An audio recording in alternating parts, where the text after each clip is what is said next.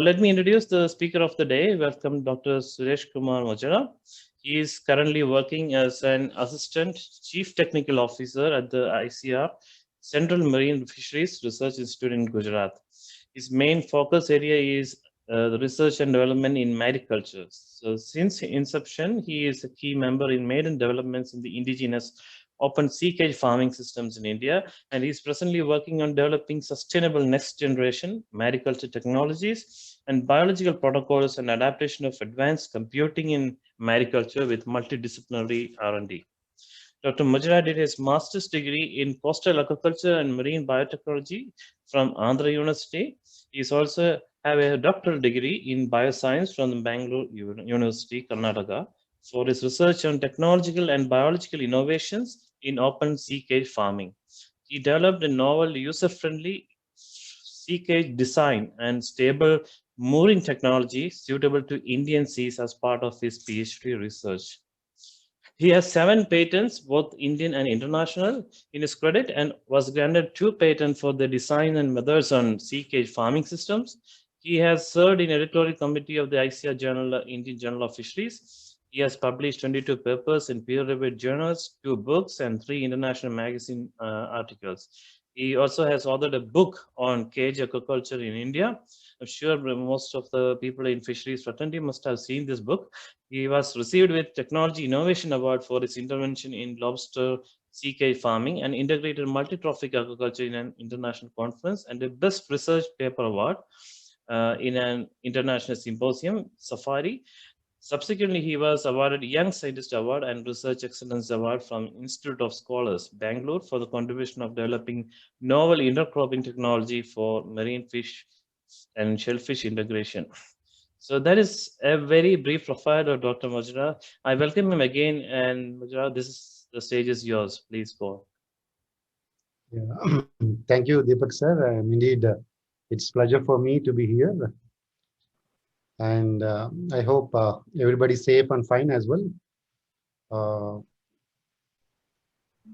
I'm indeed. It was a great day for me to present my experience. So in front of you through AFS Talks. So probably I can share my screen, I think.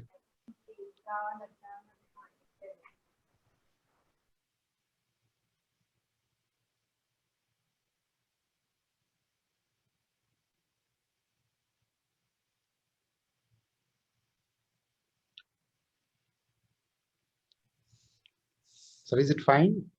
Yeah, we can see the screen. Yeah, what? Yeah. Thank you so much for this opportunity, sharing my experience and some of the components of mariculture to fisheries fraternity. And my topic today is AI and ML, IoT in mariculture advancement and shaping the future farming. So I know the restrictions in the time, and so this is very broader and very huge topic, but I'll confine to my domain as well. I'll give first scope and opportunity and importance and why this mariculture today. It's so much discussion on it for 10 minutes, and how and why in the AI and ML IoT it's for 10 more minutes, and the latest attempts which we have made on different components with integration of machine learning and artificial intelligence towards the sustainable sea farming. So this is the way I'm going to present today.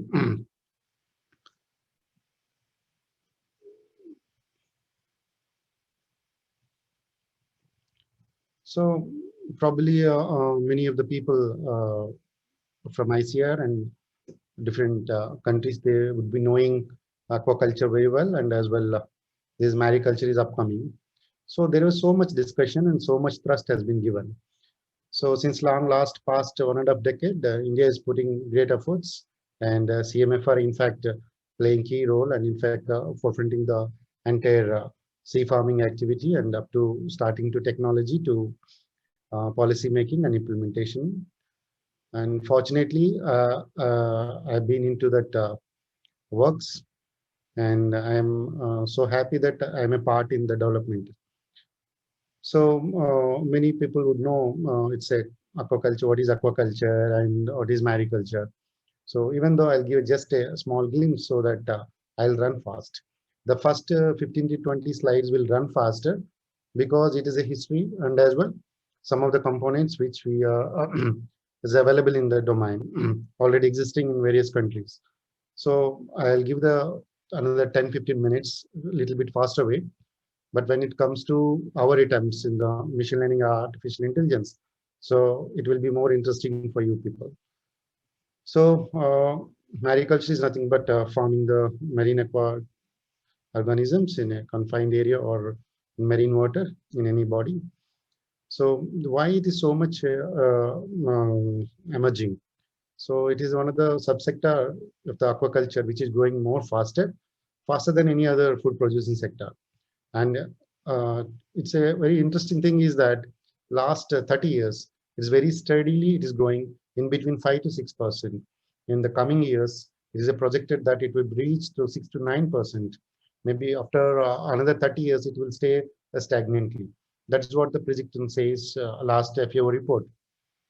So anyway, everybody knows what is the contribution of fisheries in national GDP. It's almost on 15% of the agriculture GDP is sharing 5% and 1.1% of annual GDP. So when we see the project predictions, at most by 2050, it reaches to $308 billion farm gate value it is going to come up. So which means huge opportunity. That's one of the greatest revenue, and it's a supplement to nutritional way and as well employment and all over the world, not only in India.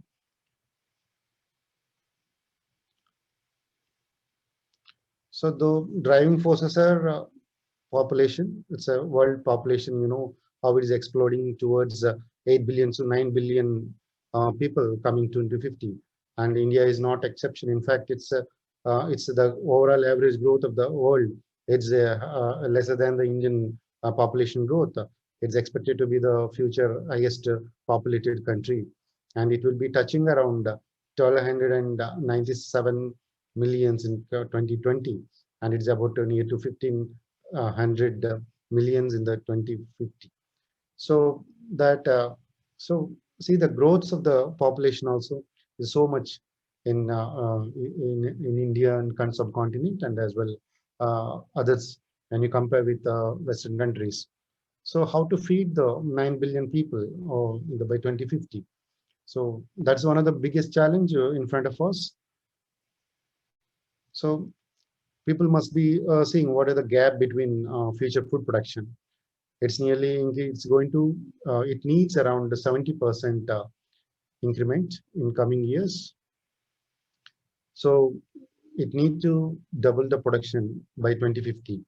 So that means we need to maintain current status as well. We need to double the production. So the difference is from 2006 to 2050. You can observe this World Resources Institute, the report. These outpaced population, we need to supply the food. So that is another challenge in front of us, how fisheries and aquaculture, mariculture can contribute. So aquaculture, it has its own limitation in the terms of land and limitation of water resources, even fresh water. You must be knowing in coming to 2100, we will be scarcity of fresh water to drink, and there were a lot of slogans which will coming up.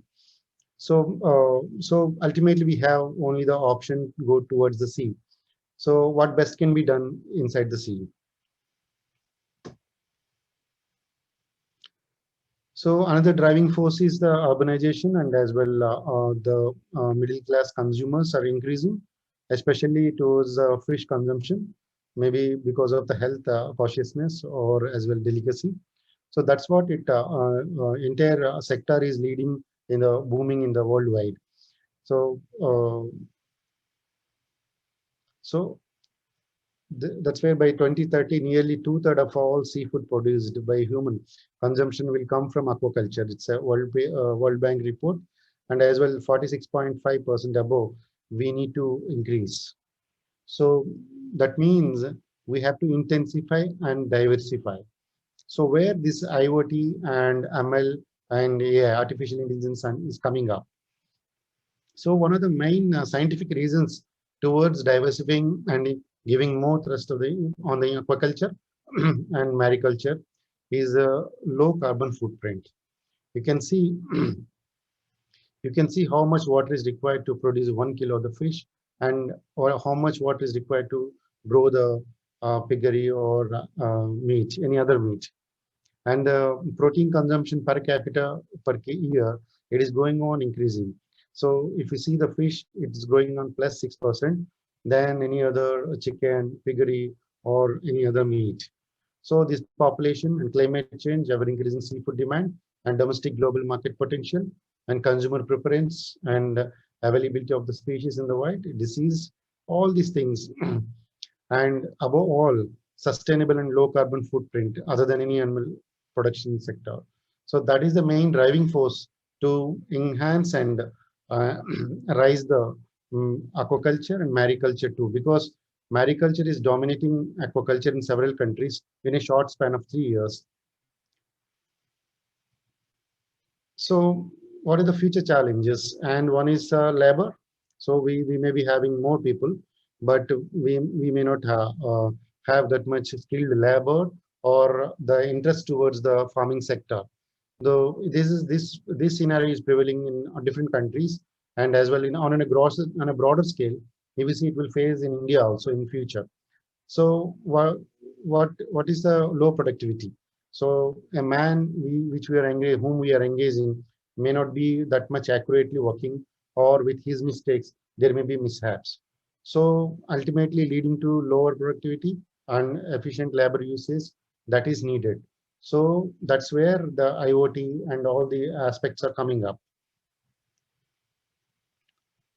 So resource conservation and output efficiency, we can automatically increase through artificial intelligence and machine learning, and environmentally friendly and product safety. And what the approach will be, and equip an intelligent and network, and it's going to be the unmanned solutions in future.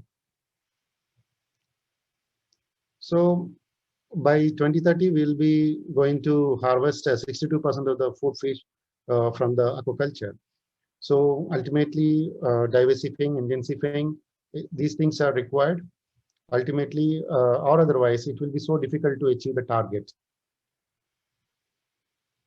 So anyhow, the overallly we will be complying these sustainable development goals of the 9.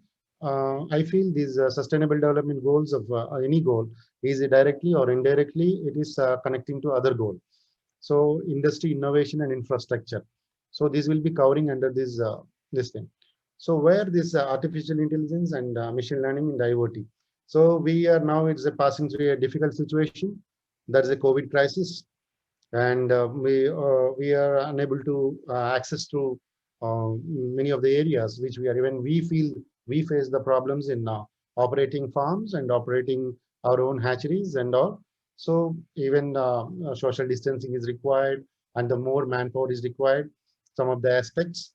So such kind of situation we are facing now, it's an unprecedented situation. So to tackle the situation, this will be one of the best solution where we can integrate artificial intelligence and all these aspects. So this is one of the black swan in it, very rare and the rarest. So what are all applications we have presently in this market? There are controllers and oxygen controllers, temperature and camera control, and underwater lights and feed and salinity, water quality piece. These are all the common which you would see and which you would experience since long. But there is the architecture behind this, especially these apparatus. These are all led by cloud-based analytics, and which is supported by machine learning algorithms, and as well artificial thought process and the decision supports and decision making advisories. This is overall in a nutshell. These are the concept of the applications available in the. So we know underwater drones and of course monitoring offshore fish farms, all these aspects. And these are all new companies are there which are so much efficient in these things. So this is the general cloud architecture which is controlled by an input, and as well the algorithm will decide and monitor and get the input from the sensors. The application, it can be in the research and developmental aspects and device management, and we are into the system management and heterogeneity in management and data management. All these analytics and deployment of management and monitoring and visualization, all these aspects can be clubbed together and integrated together. This is a one AKVA group which they are doing it the most advanced way of doing things. So ultimately, we could get real time and more intelligent and low cost in a easy to use. These are the main principles, 4 pillars, in fact, to develop any artificial intelligence or machine learning algorithm or IoT. So the most of the aquaculture systems, in fact, in the mariculture system also, feed is the it occupies 60 to 65% of the operational expenditure. So that needs very precise monitoring so that cost can be optimized. So improved feeding, and it can reduce the cost and it can avoid the mistakes. So when we broadcast the feed, when we give the people for broadcasting, so they may misuse, they may some mishaps may be there, but all these things we can avoid through these aspects. So the ultimately we can get the traceability, even blockchain, all these new technologies backed by the these machine learning. So ultimately, all these integrated advanced tools leading to precision aquaculture. So the engineering principles will be applied to fish production and improve farmers' ability to monitor, control, and document biological process in the farm. It's a commercial aquaculture farm, a more traditional and experience-based knowledge, and it is converting into the production regime in a more sustainable way. This can only it can only be achieved through increased use of emerging technologies and automated systems. So the operational process is very simple, and observe and interpret and decision and act on upon. So because I'm going quick, because these are all available in public domain. So I am just giving a glimpse so that I will go into our work. So this precision aquaculture, it's must positively affect the farming situation and improve the welfare of the health and reduction of the fish losses, and improve production efficiency and productive quality, and reduce environmental impact and farming operations. So these are the main essentials, essence of the advanced tools. So you can see some examples, AQ1 systems in Tasmania and Australia. They have developed very beautiful shrimp feeding analyzer. So what it says, well, these are the integrated development. So just based on the sounds, it senses the sensor and it gives what is the hunger of the shrimp, and automatically feeders will be controlled, and the exact ration will be distributed in a manner that shrimp can easily take more efficiently. So feed waste and environmental pollution and pond pollution, all these things will be arrested through, and as well ultimately it can give good profits. And another example I can tell you that Norwegian University in the science and technology, they are optimizing in different resource management and in the hatchery level. So the code hatchery technology, it's a fully automated plankton density monitoring and water flow and lightning control under cameras and PC-based control and in that system. So the most latest advancement you can see is the Ocean Farm 1, which is built by Chinese Shipbuilding Corporation and as well with the Norwegian Sea Farms. So they have developed such a advanced systems around 25,000, 250,000 meter cubed area with 20,000 sensors. It can stand up to 12 magnitude of earthquake in open ocean for the clean production. That's where the technology today it's reached. So the production capacity in a single crop, it can harvest 50,000 tons. That means a state harvest can be done within the 4 or 5 number of this kind of scenarios.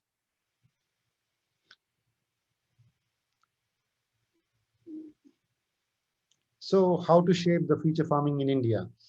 So we are into aquaculture since long, and we are into second position in the world. So we are major. We are exporting shrimps. That too, Monodon has gone, and Wanami has come. So it is about second largest producer and as well exporter to the other countries. So now there were a lot of hearings from the stakeholders stating that it's not lucrative as well. It's not so much profitable due to these setbacks and the policy setbacks because of the various aspects like maybe disease, maybe there are several other issues. They wanted to diversify. They wanted to go ahead with a new farming activity or with a new species. So that's where the stakeholders need is coming up.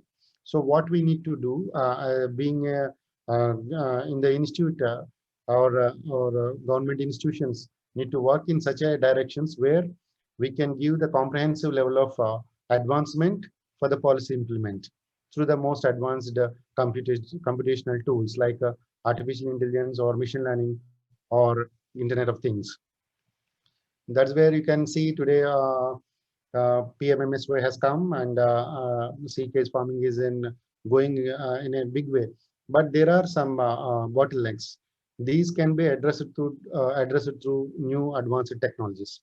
So development and adoption of ecosystem-based comprehensive advanced tools to lead to sustainable development of humankind.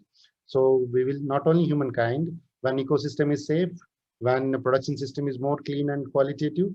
So definitely a comprehensive ecosystem-based approach will be there, and it will be holistically managed. So we are into version 4.0. So there is industry where aquaculture 1.0, 2.0, 3.0, all these went away in the 20th centuries, 19th centuries. So traditional in the 1.0, you can know, many people you would know, very simply keeping the animals and just let them grow on their own. Any density interventions will not be there. So that is the era which has gone in 18th century to 19th century. Then the 2.0 equipment of production mechanical manpower, giving some additional inputs. It's just a moderate way of farming technologies adopted by the farmers and developed by the institutions. That went on 19th century. So coming up 20th century, the automation and computation of all operation softwares. And the 4.0 is the coming up. It will be definitely unmanned and led by AI, ML, and IoT. There is no doubt in that. So how we are taking up, that's more important. So what are the considerations should be there for adoption in the mariculture? So one is farming systems and species biology and husbandry practices and environment and economics. The one of the most important. Unless we do any intervention, if it is not profitable or especially to the stakeholders, it is not going to be a successful event. So adaptable to user friendly.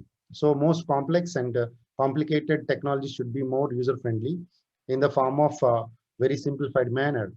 The systems may be complicated, but the user friendliness should be there. That's one of the most important. And it can be led to very good governance and maybe ocean governance or the implementation of the administrative way. These are the aspects which need to be considered while developing the mariculture when we adapt the artificial intelligence or machine learning. So till now, it is an art. The mariculture process is an art in any aquaculture. So just I am quoting mariculture because it is going to emerge, it's emerging, and then the aquaculture in coming years. So using artificial intelligence or data processing techniques definitely in a measurable patterns and activities and strategies to present to farmers. That's more important. And we have to collect the data and multitudinal artificial intelligence algorithms to optimize the farm performance. That's more important. If we are not optimizing the performance through the algorithms, and it's not going to happen in any realistic manner and practically implementable artificial intelligence algorithm. So ultimately, the cost-efficient use of system should be there, because feed we are concentrating because it is only creating more troubles, and as well more profits when you use more optimistically and optimally. So that's where the feed was given more importance. So consistently interpret the data and correlate the activities and the feeding patterns and sensory data and food particles which is wasted, though and historical information on the real time. This can be evaluated with the cloud analytics and backed by the artificial intelligence or machine learning algorithms. So these are some of the examples and the sensors. Just I don't want to go much deeper into it, because many people you would one or other way you might have experienced this. So another important thing, because I am more into sea case farming, into starting from design and development and installations over a period of 15 years I was into. So what are the more important aspects I found was, first of all, we need to work on a comprehensive models. Then we have to go precisely an individual network architecture. So for example, you can see there is a observe technologies which they have designed such a platform with a computer vision and sensors. It can catch the waste particles and size the particles and the consumption of the fish, and automatically adjust the program so that the feeding can be optimized. So that's the where today technology is available, but we need to optimize to our condition. That's more important. So another way of use, we can see deep neural networks for better feeding decisions. That decisions which are given through computational output, that should be very realistic.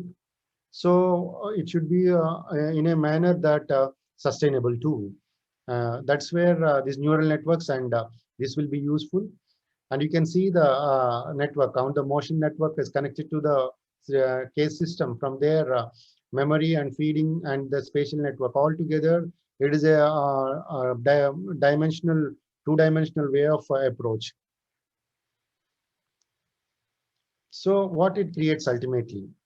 So it creates a baseline scenario, whether we do really now in India, we have seen some of the feeders where it can go broadcast the feed. It is already available since long in the shrimp feed industry.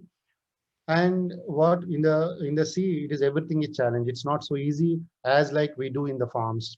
So there should be a baseline. What we are doing something regularly, we should create a baseline, which is scientifically strong and scientifically valid.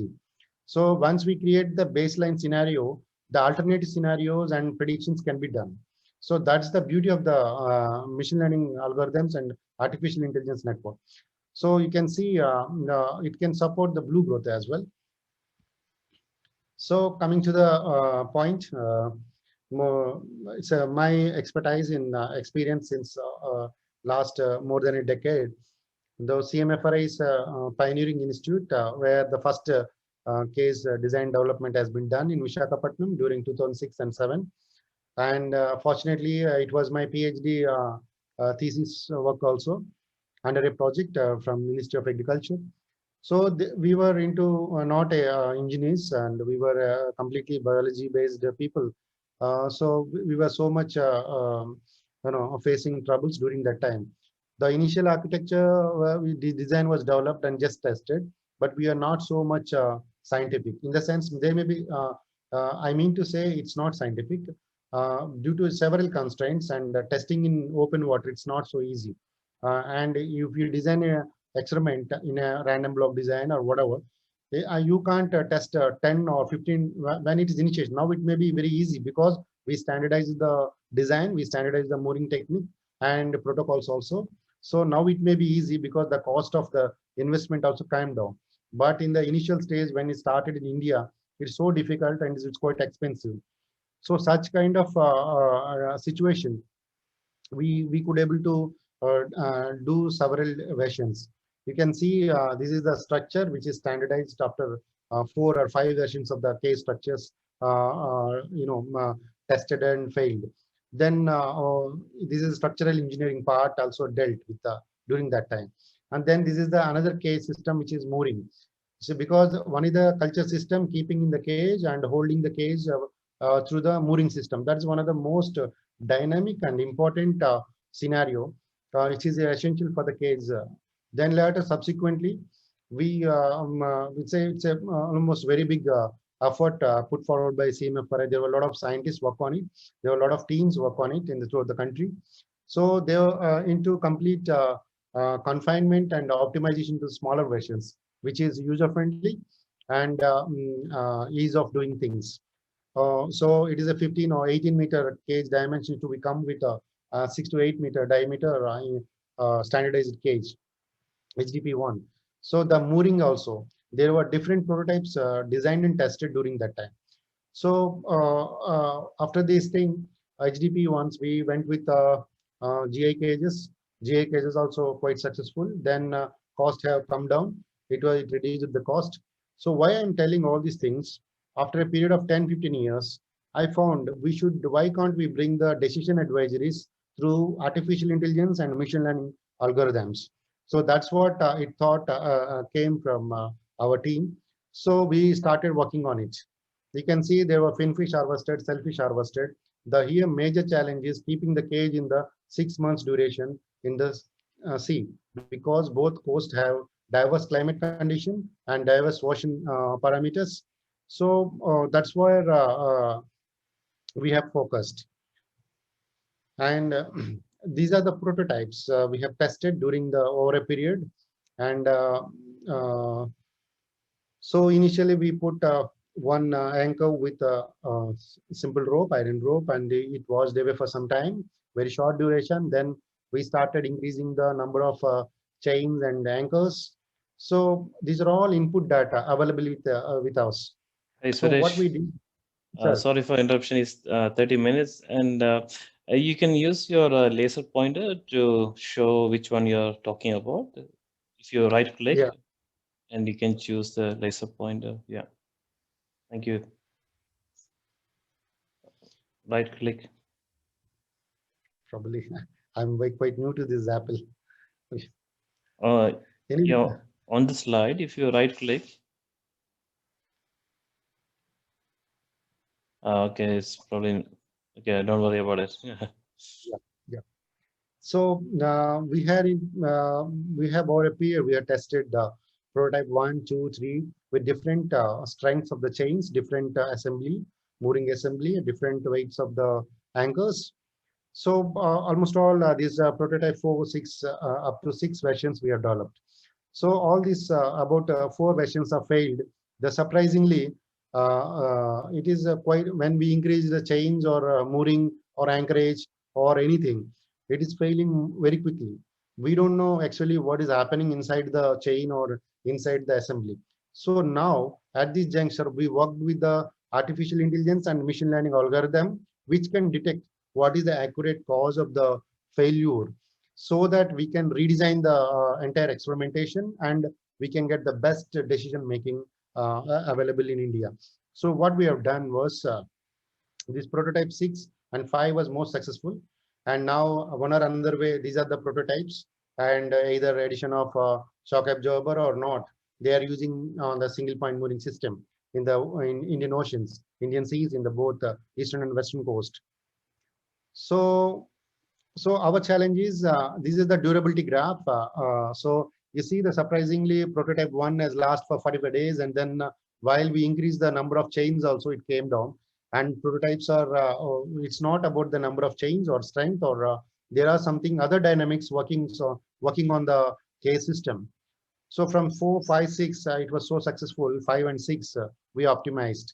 So here what we have done was so reinvestigate the prototype and fault finding, and rebuild and redesign the prototype optimization through machine learning and artificial intelligence. That's where today we have reached. So we have the input data, and that data we arranged it into the way manner it requires. We have used 3 different models. One is so it is a learning and experience model. This is a machine learning. So there are different kind of deep learning and self-learning, and there are different kind of things. But we used learning on experience. So we have done work, and we have to rebuild the entire scenario so that we can optimize and start the advisory. We have what we have done with the support vector machine learnings, and the decision boundaries have been created, and the hyperplane was developed. So we can see the classification and hyperplane, how it is used, and subject and the support vector missions in the algorithm. So what we have done, we have first created an assumption, and Carl Friedrich gases propagation. So we thought it would work like this, it would work like that. These are our propagations. There is a wave cycle. So how it failed, the one was failed, and what the cause. So it's not about the increasing the strengths or decreasing the strength, and the main reason, the dynamics and the drag force distribution on the system, on the mooring system, that's more important. So we thought it is a potential innovation, and it's emerging emerging industry. Today we are into the farmer friendly models, and tomorrow we can go in a bigger manner. So I mean to say, on a commercial scale, in an industry scale. So this study will be immense importance. So by looking into breakthrough, because we can optimize the cost, we can see the exact what we need. So you can see initial our investigations through machine learning. This thing we started with the statistical examination. The statistical examination, we have a lot of many errors because it is not a planned experiment. So it is an explorative study and explorative research. So what happened? We waited with the descriptive statistics and this thing. Then we thought we go with the artificial intelligence and machine learning models. So when we started working with the machine learning models, the major thing we found that it's not about the chain, it's not about the anchor. It's about the assemblage of the cage, which we are using D shackles and swivels. That has more impact on the drag, and it may wash away if you are not fixing it properly with the appropriate strength. And you can see number of D shackles used also sometimes may not be appropriate, and it should be optimal number of things need to be used. So we could find that exactly which device in the entire mooring system you used, it is required or effectively managed the cage system for staying at 6 months or 8 months duration in the ocean. That is the more aspect. You can see the prototypes. These 4 prototypes or 5 prototypes, entire the 6 prototypes we have worked in, or each component, each device assemblage into different kind of modeling process. And we have used the SYM Larson Navier Bayes algorithm. It is Navier Bayes very simplest algorithm we have started using. This is the so this is the results which we got, and there is an even the algorithm says, the output says, if you use more length of chain, or either more weightage of the chain or strength of the chain, is not significant, because it needs the time and duration, and as well the exact composition of the strength in each level. That's what we could found with the machine learning model. You can see and in common anyone would do algorithm within no time. Any engineer, any machine learning engineer or artificial intelligence engineer can do. But the thing is, until unless you have the great experience on the biological system and the one which is you are going to develop, it is not possible. Because some of my friends, and we had a collaborative approach with a multidisciplinary team. So they have developed within no time the algorithm. Hardly 1 day or 1.5 day overnight they have developed. But the optimization took around 6 months of sleepless nights. That's where the crux of the optimization plays very important role. And for that team, I was not satisfied in this thing, and even our team head is not satisfied, because we need to simulate and see what more things can do that. So we integrated the ocean data, like current, wind, wave, the particular current speed which can withstand. If it rises, what can happen, how much strength is required. And we could get the decision advisories through entire machine learning and artificial intelligence process.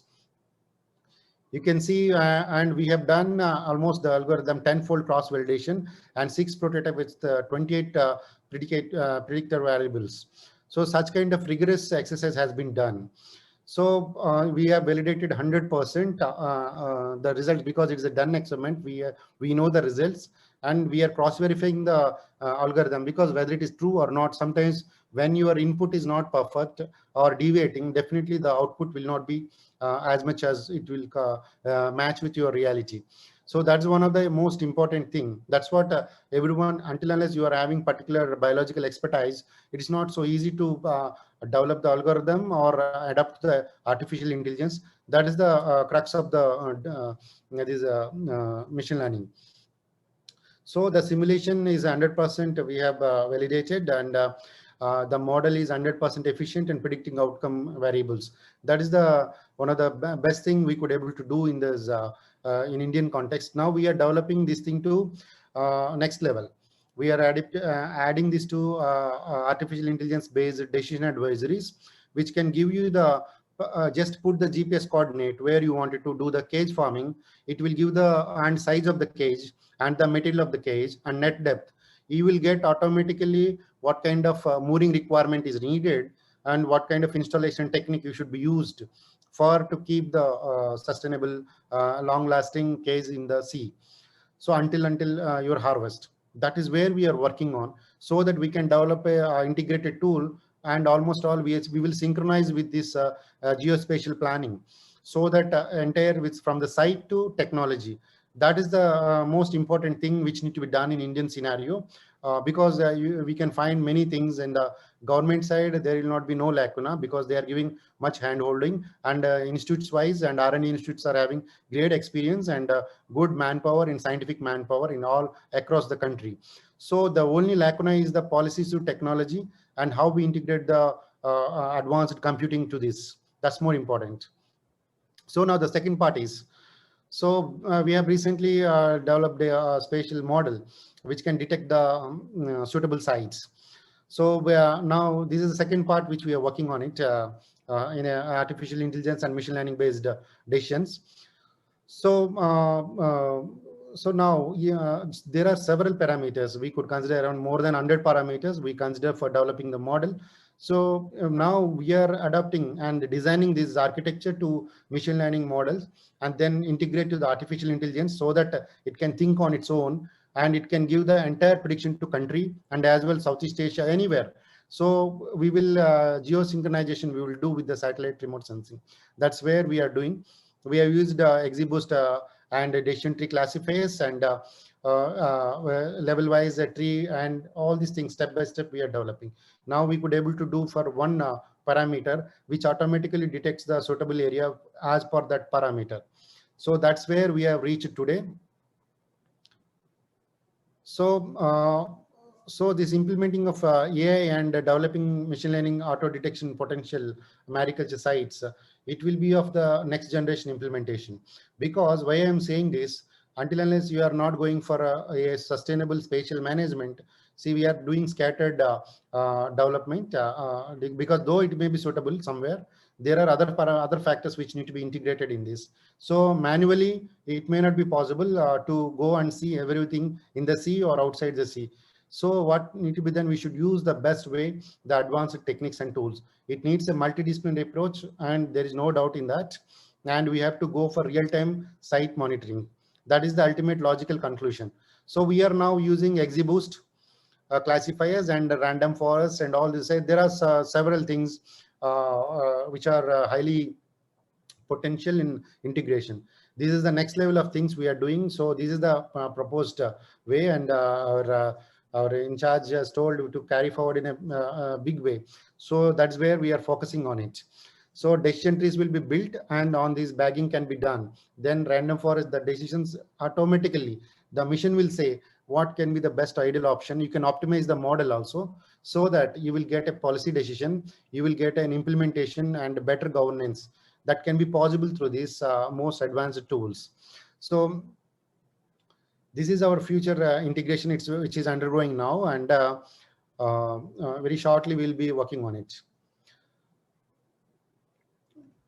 So in my view, to shape the future mariculture, it's completely largely depends on adoption of conjunctive solutions driven by machine learning, artificial intelligence, IoT. While large scale of research is still progress and its applications are already available in the market, some of the IoT applications, still it is underserved, because we must think about going towards the farmer and entrepreneur who is really risking, because sea is not so easy as like pond of the inland. So we have to go in a more advanced way and more user-friendly way, so autonomous decisions can make and give predictive solutions.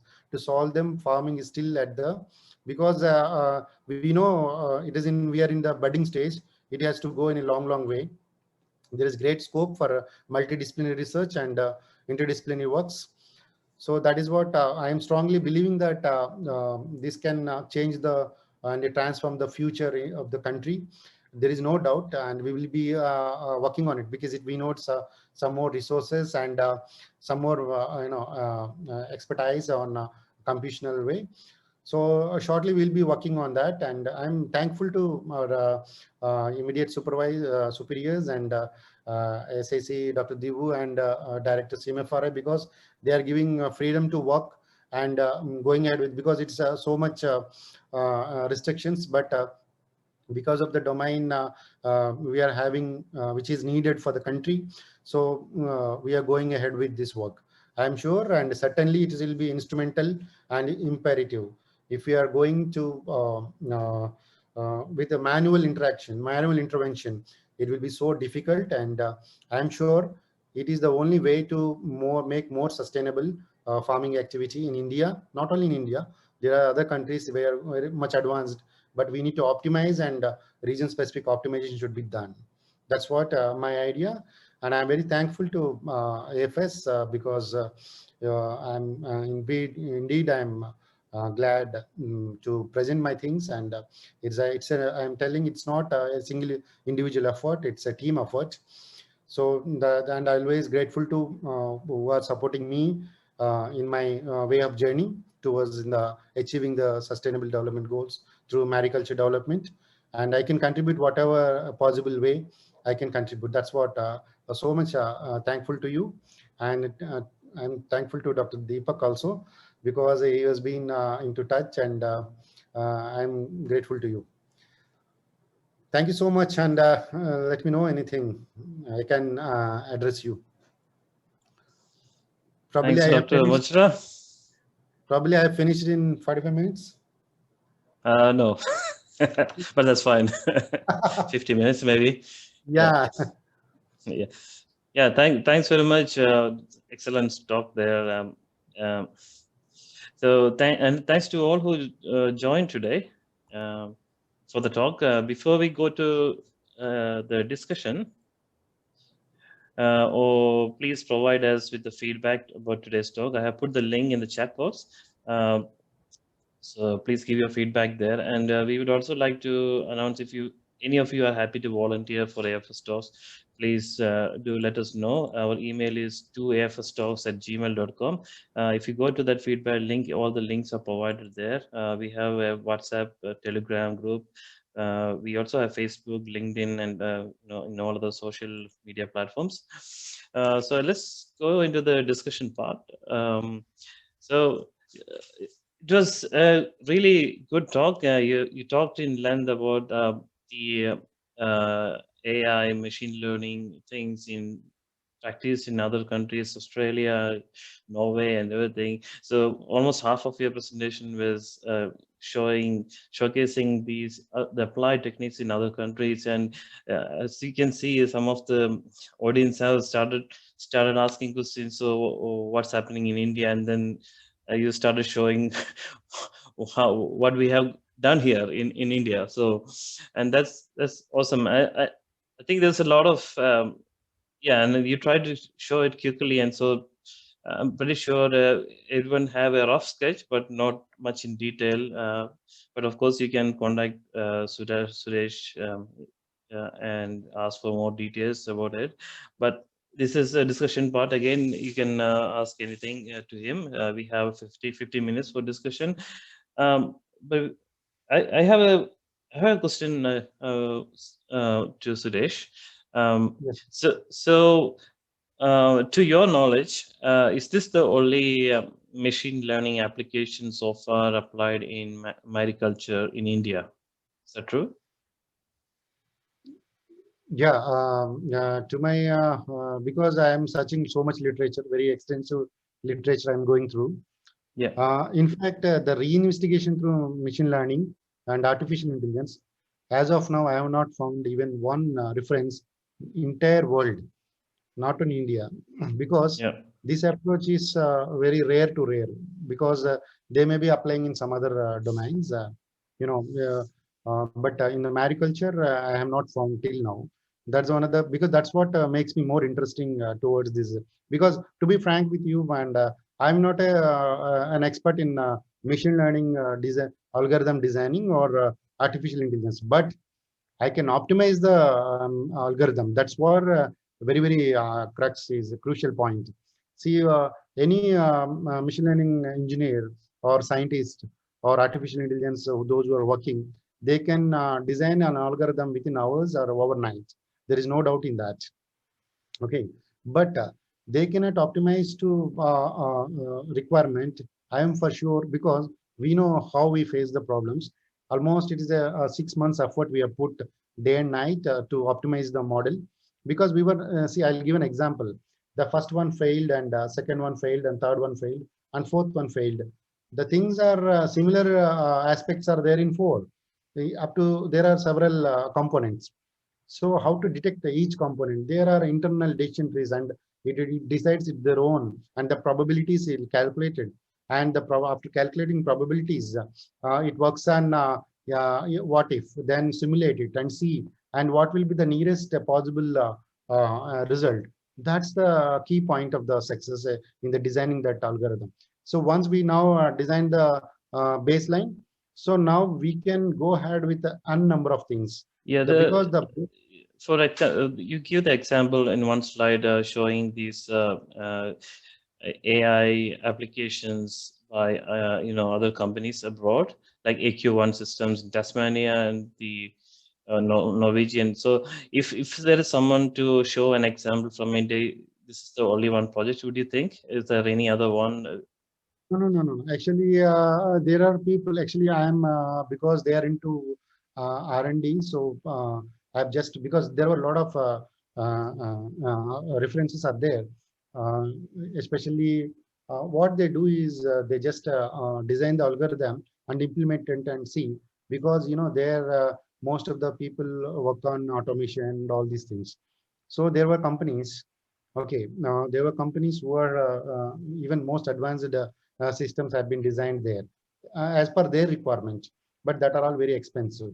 That's where R&D institutions and academics need to go ahead with in a collaborative way to optimize the cost. And you just I'm telling you one example. There is a company, AKVA Group. They have everything, one-to-one solution, but it is very expensive.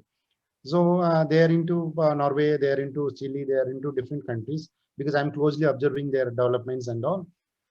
So but if we are buying that, sometimes it may not work, sometimes it may not they cannot give continuous service also. Yeah, So what is these are two things. You could buy from someone who are developed a tool for you, and but even though that will not you could develop your own. And to your understanding, this is the only one we actually develop in India. Is that right? yeah, because Yeah. because I'll give another example. There is a company, Pentair. They design recirculator aquaculture systems, and somebody procured that system, and then the technician come and fit, and there are some electrical things which because their motors and all run in different way, DC current, and we run in AC current. There are different kind of optimizations are required. So one is cost, the second one is optimization is very important. the requirement up to your level. That's one of the most important thing. Second thing, continuation of services. So if you take buy a product, and how long you can get the service, and if it is having some trouble in the software, what you would do. So that is the thing. So one is having designing our own things and make it more cost effective. So that will give serve more more people, and it will because see, in a corporate level anything can be done if you have money. But it's not the way we should look at it. Yeah, can you explain that the prototypes? Because just on a first look, prototype 2 and 5 was looking kind of similar. Pretty sure it's not, but 2 and 5. Okay. Yeah, you can see that prototype 1 has a single-lined mooring system, which is with iron rope, because the specs and strengths all are with in the designed algorithm. Okay, but I cannot display here because of the these things. And prototype 2, when we increased we thought initially we put a single rope, iron rope and anchor, so it stood for 45 days and washed away. We thought single rope may not be sufficient. That is the reason. So better to go with chain, so more stronger, and as well we put it to the 2-dimensional way or 3-dimensional way. So we started improving like that. But you can see the graph. The number of chains or mooring anchors when increased also, it reduced the efficacy and duration in the open waters. You can see that in the graph. So what really changed with prototype 5 and 6 is the way how you configure the D-shackles and swivels. Yeah. And there is a separate mechanism that's called a shock absorber mechanism, and how it acts. This is the mechanism which we have used. So it is a single line where we can tie some weight, and that is a X weight. So it can act so when pull and push force comes through currents and wind wave, and the drag force will happen. So it will be arresting here itself. So the thrust it's will like not a go shock absorber. Yeah, that's what it is, absorbing shock. What machine learning says, then it says not only the shock absorber, it has another key point is the swivel effect. The swivel effect has mostly because of that vertical and horizontal forces, they optimize. That is the thing. Yeah. I will pass that into the audience. There are a few questions. I have a question from Sagar Shinde. Looking at the world mariculture, countries like Norway, Chile, etc., technology application is at different level, having glimpse on our potential, including severe environmental constraints due to unstable monsoon system or other calamities. I think pretty long. Maybe Sagar, would you like to come in? You can unmute. Can unmute and ask the question.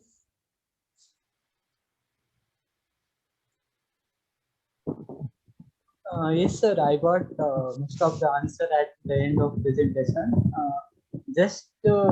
I have one question. Like, if we are talking about this much costly affair, so we must have that premium fish also to culture in such system. Like, what Norway and Chile, they people have this salmon, and it fetches a lot of price. So I don't have that much idea that we have that species diversification also for such excellent technologies. Yeah, Mr. Sagar Shinde is, though it is a little bit outside of the presentation, but I would like to answer this because there is a perception that we do not have costly fishes or premium fishes. But I don't think it is an issue, because you see, few years back, fungaceous is nobody was eating. I'll give an example. So, but over a period of time, today it's like everywhere people are eating, and some of the star hotels are keeping as a basa or some other delicacies they are serving in the table. So the one you see, almost all fish demand is very keen and very clear. By 2050, we need so much fish, and that's where you have to use the advanced tools to optimize the cost of production, where you can get quick break even. That is one point. And second point is Maybe today it's a Pampano or it's a Cobia. You can see Cobia, there is a company. And even Kampachi, we can see the company. Even one species they are depending on, and they are doing use massive business. It's not about having things. It's about how we market it, how we do the things. And I mean to say, we have to promote. We have to, first of all, we have to reduce the cost of production, first of all. And second thing, that to reduce the cost effectiveness, what is to be done? So adopt the most advanced tools, or even manual interaction will be less because of feed wastage and all. So once your farm gate price is less, or you will be fetching more price in the output. So definitely even Pampano. Do you think Pampano or sea bass or cobia, or these are all inferior fish than Fungaceous? I don't think, because Fungaceous has its once upon a time we were knowing. So how anybody would take it? But today fishes are there. We have to make it mass scale way and develop the product and adapt the fish to the people and domestic consumption or international export. So definitely there will be a big market, no doubt in that. Thank you, sir. Sorry to interrupt. Sorry to interrupt and cut the line. But Suresh, first of all, it's a good presentation. I like it. You try to club up all the important details together. So here, what about the species that we are talking about is high value species, and it is the model, like in order to be profitable in a mariculture way, you need to come up with a high value fish species. What I think what Sagar is trying to convince is like, how do we go with this low value fish, or like the domestic how many of the people in India will eat sea bass or cobia or shrimp? Most of these things are going in an export market. And then again, when come to the economics of it, you already mentioned that, and I'm glad that you mentioned the economics there, because most of the people, when talk about aquaculture, they don't mention about the economics here. One thing that I noticed is, like, one, you have to, in order for you to use any of this AI or, ML or IoT, you need to come up with a huge investment. Even though you are optimizing the cost of the production, you're simply reducing the cost of the variable inputs. But you have a huge investment that you have to make. Especially with the mariculture, the structure itself is expensive. Plus, on top of it, for a farmer to keep up with this cost, he need to go with a huge scale. And I'm pretty doubtful in that scenario how it can be helpful for a farmer. I can see a huge perspective in terms of a huge business or a huge corporate who can start farming. That's my whole idea. And then my question was, and then Sagar made a good point there, because for the low value fish, it's gonna be still a question mark. If I'm wrong, please correct me.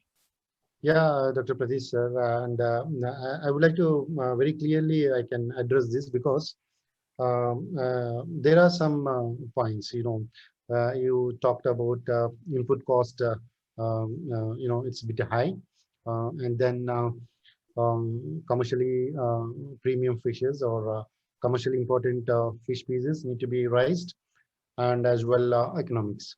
So if you observe my presentation, on the first slide to last slide, I have touched every point which is compulsory and essential for the farming activity.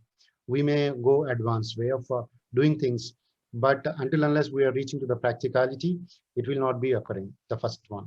The second one, yes, it is the input cost is a bit higher side, but if you see, that's where governments and policy interventions are happening. So probably you are in other country, so that there will be very huge investment. But if you see the country like India, so especially CMFR had done great job in that.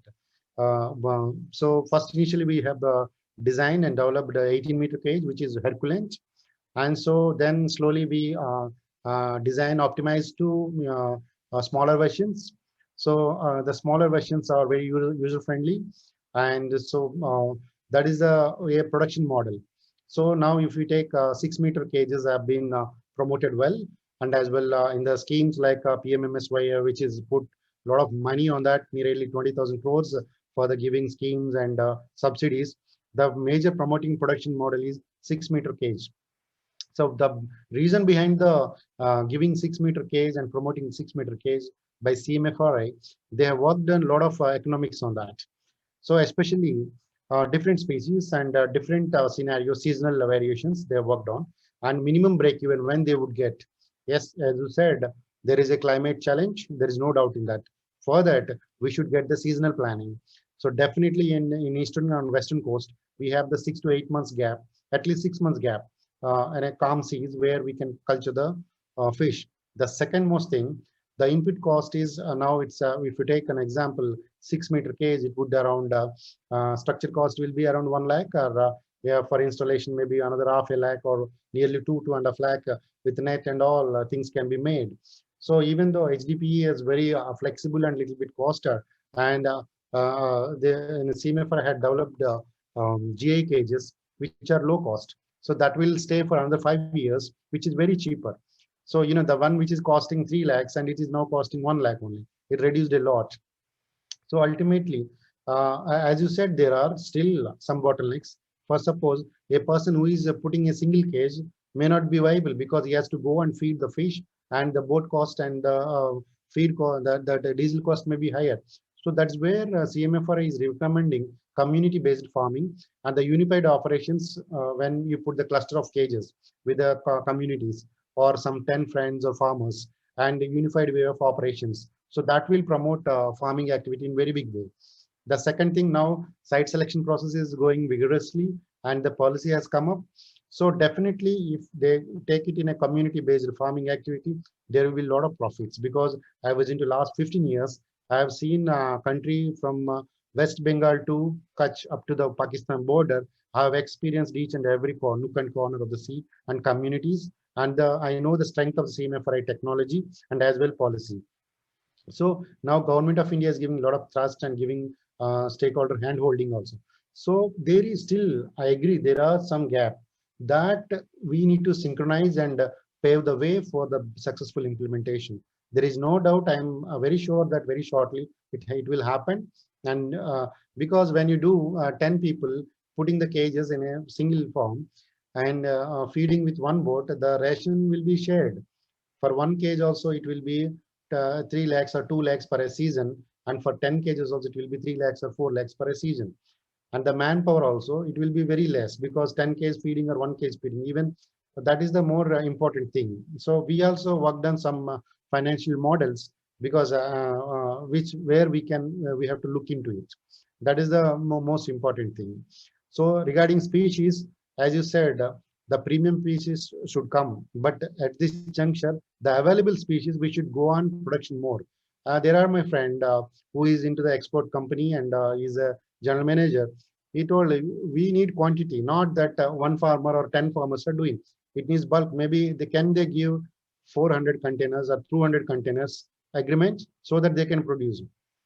So it needs some resource like seed resources. So they should be assured with the seed. So there are gaps that need to be tackled. So one side, tackling the scenario with the new technologies like artificial intelligence and machine learning, and second way in the policy implementation and governance of the ocean, because that is another biggest challenge it's going to come for the India. So people are very much interested and its attention is very clear. So that is my opinion, is because surely that will be viable. And for the 6-meter cage GI, when industrial way they are doing, HDP cages will be very good. Okay, okay, thank you. We can Pratish, I'm Divu here. I would like to add one more point in that. See, when we are looking at that PFIZ recommendations earlier, that space using satellites and all, the chlorophyll-based estimation of where the fish catch is. Per se, when you are looking into the technology, it is very costly and very cumbersome, and it's huge investment it is there. But now you look at after a few years, now each and every fisherman are having accessibility of this PFZ warnings and PFZ recommendations in their mobiles. So in such a way, once the technology, once it is made, the commercialization or making it much more user friendly with low cost production and all, subsequently automatically it will come, especially a country like India where a lot of demand is there. Once it is just lacking a proper technology to be addressed with the necessary needs which presently what it is facing for a large scale volume usage.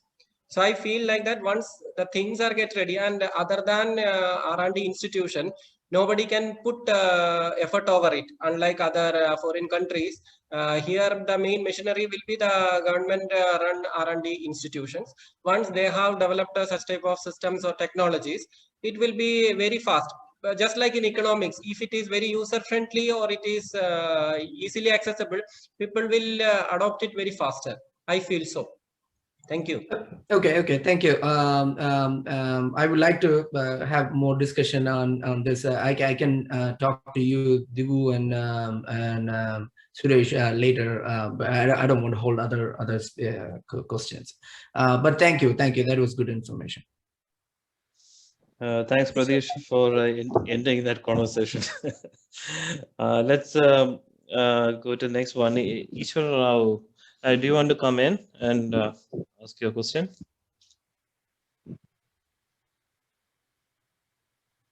He have put his question in the chat box.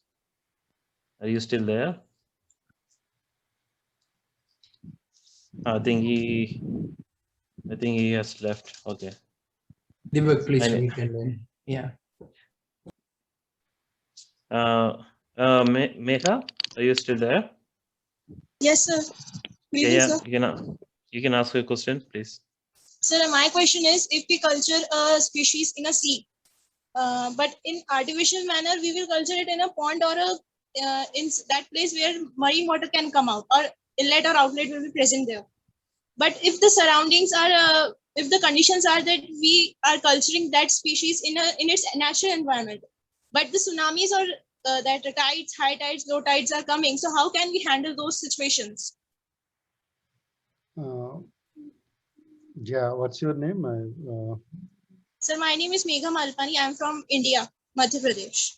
Okay, yeah, Ms. Megha, and it's a right question. Actually, before putting to the cage farms, we have a site selection procedure. So under which we do, I think you can see some of my slide. I'll show you the slide. So you can see the slide. Okay. So here, what we have done was we took, there are several parameters, and physical oceanography and chemical oceanography and biological oceanography. And apart from that, topographical parameters, and there were huge, almost more than 100 parameters we have worked on, and historic data. So climate data. So how the, now recently we started working on what are the vulnerable areas falling under the suitable sites. That's where we are working. Actually, I supposed to put the slide, but because of the time and this thing, I have kept it continuation. So we already predict the cyclones. We have some team where they are having quite much predicted data coming 200 and 100, 2100. So coming 100 years, predicted data is there and historic data is there. With that, we will be integrating these models and working on it. Number one. And second thing, yes, if tsunami comes or something, tsunami is a rarest happening, and that is not in our hands. But the seasonal variations like cyclones and all these things, we can easily predict. Some depressions forms, we'll get the initial very early alerts. So we can, that's where I'm telling about these machine learning based advisories will be very much useful, because when you integrate the satellite data to the site selection and the farms, so automatically it gives that where the depression forms and how many days it comes, it reaches the farms. So based on that, the farmers can take the decisions, or it will give, because in initial stage, if it is there, they can harvest and come back to the shore and again they can put back after the disaster. But generally it happens there. But in India, western coast is a little bit less affected, but eastern coast is very much affected. But even though we get the 6 months period where we can culture in the sea.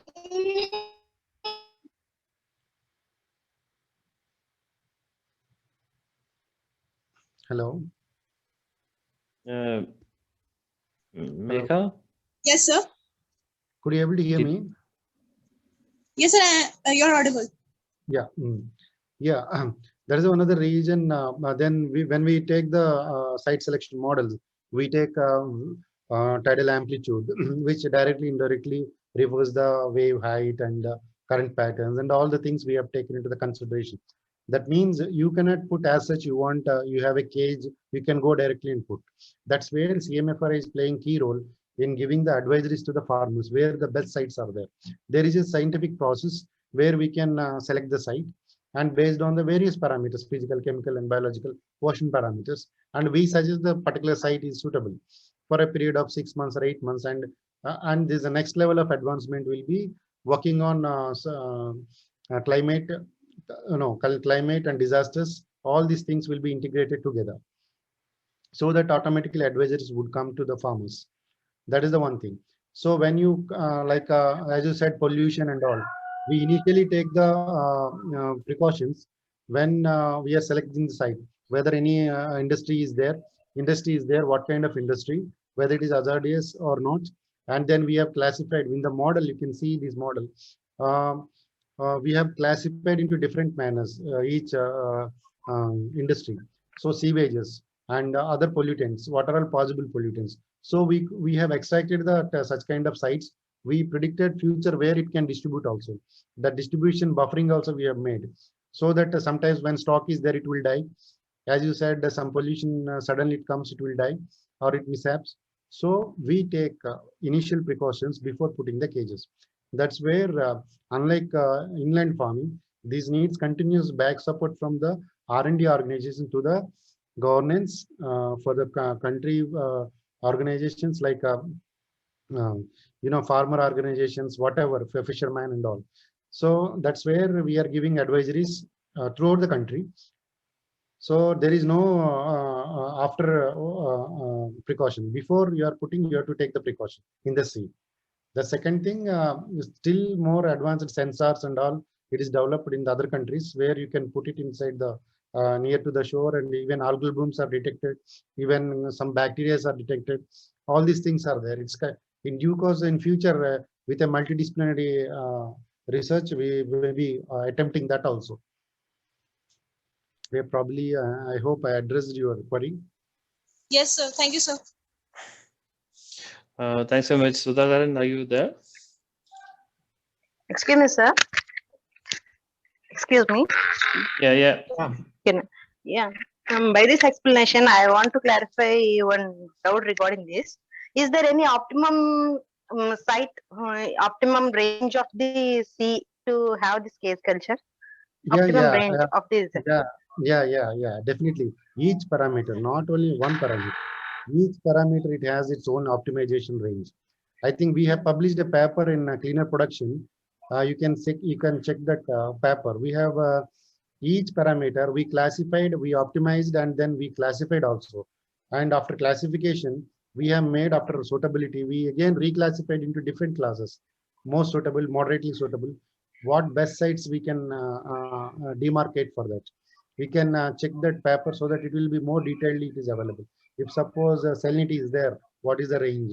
Even pH is there, what is the range? Generally, the chemical parameters, as per our model simulation, chemical parameters will not affect that much into that, because in the sea we can't do anything. We have to choose the best way, and moreover, all the spread will be same.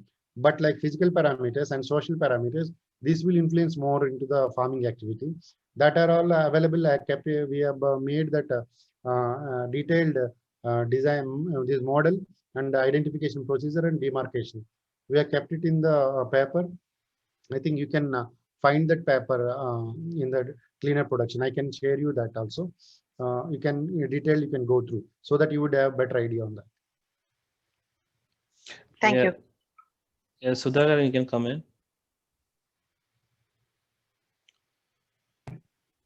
Yes, yes, sir. I'm here. Yeah. Yeah, can you please ask your question? Do you mean? Yeah. Yeah. Not question. I'm just giving a suggestion. That is, am I audible? Yes, yes, please. Yeah. See, given the Indian Ocean conditions, you cannot entrust individuals or farmer or fishermen as a geese of fishermen, what is usually the present practice. You would have to entrust it to corporate houses, big corporate houses only, because the cost and the technology involved in this cage culture will be huge. Any individual or farmer cannot satisfy that, meet it. So, but it will give a good boost to our defense system, extended defense post. It will be each cage farm. If a small room is allotted to Navy for a radar and a sonar station, so government can subsidize these farms hugely, and it will make wealth and employment, as well as the extended security posts with least cost. Yeah, actually, sir, I think you have because maybe some experiences in the field. I think so, because definitely you would have seen some people in the coastline, and you are feeling that farmers can't afford. Especially, sir, yeah, as you said, fishermen are a bit in the lower side of the economy. So, but I feel now government is giving as enough as, and especially institutions are supporting immensely. Number one. Number two is that without coastal communities involvement, there should not be, because there will not be any sustainable expansion of the mariculture sector in India, because it is very sensitive, and we have to bring them into the line, and we have to support them as much as possible. And as you said, the degree of novelty is very high in the farming technique and design, installation, and protocols. Definitely, the degree of novelty is higher side, no doubt in that. That's where the skills are becoming important, and like different institutions, especially CMFR, is giving a lot of training and hands-on experiences to fisher folk and communities, not only in Gujarat or here, anywhere, all over the country. Immensely, they are giving the rigorously, they are giving the trainings. So another side, government is giving 40% to 60% subsidies for the cage farming activity, and not that we cannot allow, because we must allow the people, especially coastal communities, who are really the owners of the sea. So without them, there should be, yeah, as you said, yeah, we must consider a corporate style or industry level. Otherwise, the massive scale expansion cannot be done. That is also there. How we balance, that's more important. So in a rational way, the societies can take up because there are several societies, not in, because the industrial level of cages are not like that, at least medium sized cages, the production potential of 10 tons to 20 tons or 5 tons. So they can club together how the, in a cooperative movement that can be supported by government or state, or in the manner the possibilities from different sources can be given, financial possibilities. So at least I feel one crop they should give the hand holding, so then only it can progress at the perspective of farmers or fishermen. The second is industry and mid-level entrepreneurs.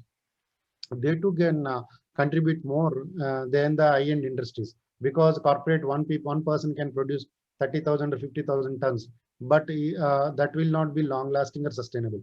The medium-sized scale of the investor entrepreneurs should be more. So to give the hand holding, such kind of people should be promoted. Yeah, as you said, definitely it will be a security will be increased when you all over the coast, when you establish 10 nautical miles or 12 nautical miles area, if you are using, definitely security will be enhanced. No doubt in that. Like as you said, the post can be given, Navy posts or whatever. They will be definitely giving informations and all. security will be increased. No doubt in that. So I think without coastal communities or farmers, we are going ahead. It is not a sustainable development also as well. As a right owners of the sea is the farmers and coastal communities, which we have to bring them into the boat. Initially, they are not towards the technology adoption. Initially, they are not towards because there are some lacunas, there are some shortfalls. No doubt in that. We have to work on such a policy where we can promote more. So such kind of things will come in future from social scientists and all. They will involve probably. They may take this kind of opportunity and work what they required. Generally, people of coastal communities, what they require. So if we can address that, definitely it will go in very big way. But one thing is sure, coming 10 years, there is no doubt it is going to be a big boom in Indian scenario. Maybe these shortfalls and pitfalls are very short term, and definitely we'll be coming up with good solutions through advanced tools. I hope I answered your questions, Sudhakar. Okay, yeah. I think Yeah. it is all Yeah. right. Yeah. Because of the government policies and we can, whatever you can recommend, that's okay. The security aspect, that is important to look after that. Yes, To yes. be added to that. Yeah. All right. Yeah, Rasul, this will be our last question. Almost time to wrap up, but I'll take this last question. Rasul, do you have a question? Can you come in?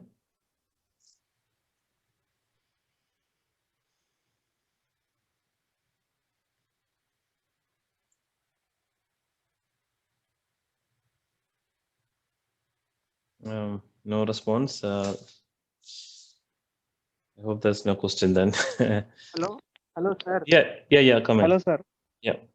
Sir, I am Rasul, sir.